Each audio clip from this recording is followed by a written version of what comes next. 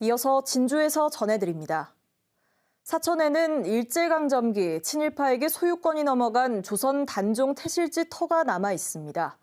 최근 시민단체가 이 단송 태실지 터를 포함해 친일파들의 재산 환수운동에 나선 가운데 국회에서도 관련 논의가 시작됐습니다. 보도에 이대환 기자입니다. 바다 위 거북을 닮아 조선 최고 명당으로 불리던 사천 소곡산. 산꼭대기 조선 6대 국왕 단종의 태가 묻혀있던 곳은 현재 대형 봉분이 자리 잡고 있습니다. 태실 성물 일부는 봉분 마감재로 쓰이고 있고 단종 태의 내력이 적힌 비시는 두 동강단체의 바닥에 뒹굴고 있습니다. 묘의 주인은 일제강점기 경남 평의원과 중추원 참의를 지낸 사천지역 유지 최영국. 조선 총독부가 지난 1928년 단종 태실을 담은 항아리를 파낸 이듬해 이 태실지를 넘겨받은 겁니다. 명산에다가 말뚝을 꽂아놓고 그거와 일맥상통하다 보시면 됩니다. 한마디로 우리나라의 기운을 좋은 기를 끊고 하기 위해서 태실을 집중적으로 그 당시 훼손한 걸로. 친일 재산 환수 움직임이 한창이던 2000년대 사천시는 최영국 후손에게 토지 수용을 설득했지만 거부된 상황. 이후 친일재산조사위원회마저 2010년 해산되면서 환수 노력은 사실상 중단됐습니다. 이런 가운데 신채호 선생 기념회와 광복회, 충북, 강원 시민사회단체가 최근 반민족 행위자 민영희와 최영국 재산에 대한 국가 환수를 법무부에 요청했습니다.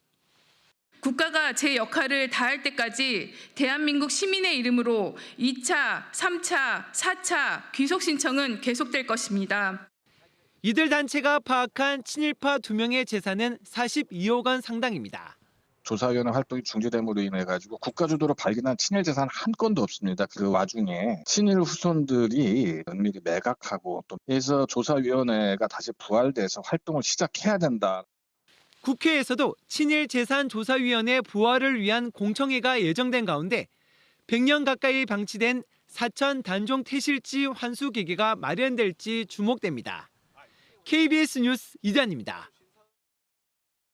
한화 에어로스페이스가 한국항공우주산업 카이와 국산 초음속 전투기 KF-21 최초 양산 부품 공급 계약을 맺었습니다.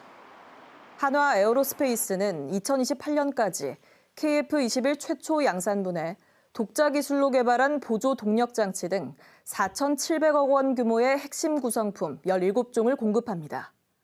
한화 에어로스페이스는 지난 6월에도 KF-21 엔진 공급 계약을 맺었습니다. 함양군과 밀양시가 농림축산식품부가 주관하는 내년도 농업근로자 기숙사 건립 지원 사업에 뽑혔습니다. 밀양시와 함양군은 각각 24억 원을 들여 56명이 지낼 수 있는 기숙사 공사를 내년부터 시작합니다. 농업근로자 기숙사는 내 외국인 농촌 인력을 지원하는 사업입니다. 국민은행이 사천시 연안 바다숲 조성에 참여했습니다. 국민은행과 해양생태기술연구소, 수산자원공단, 에코피스 아시아는 기후변화 대응 차원에서 사천 연안의 바다숲을 조성했다고 밝혔습니다. 이는 지난 2022년 남해군의 바다숲을 조성한 데 이은 두 번째 사업으로 잘피 군락지를 만들어 해양생물 산란 장소를 제공하게 됩니다.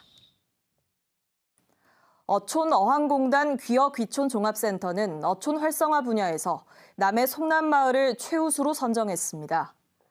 송남마을은 귀어귀촌인의 일자리와 생활터전 조성을 위한 공동체를 만들고 마을 회관을 개조해 카페를 운영하는 등 귀어귀촌인을 위한 배려가 돋보였다는 평가를 받았습니다.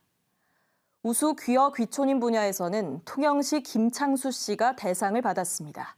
진주에서 전해드렸습니다.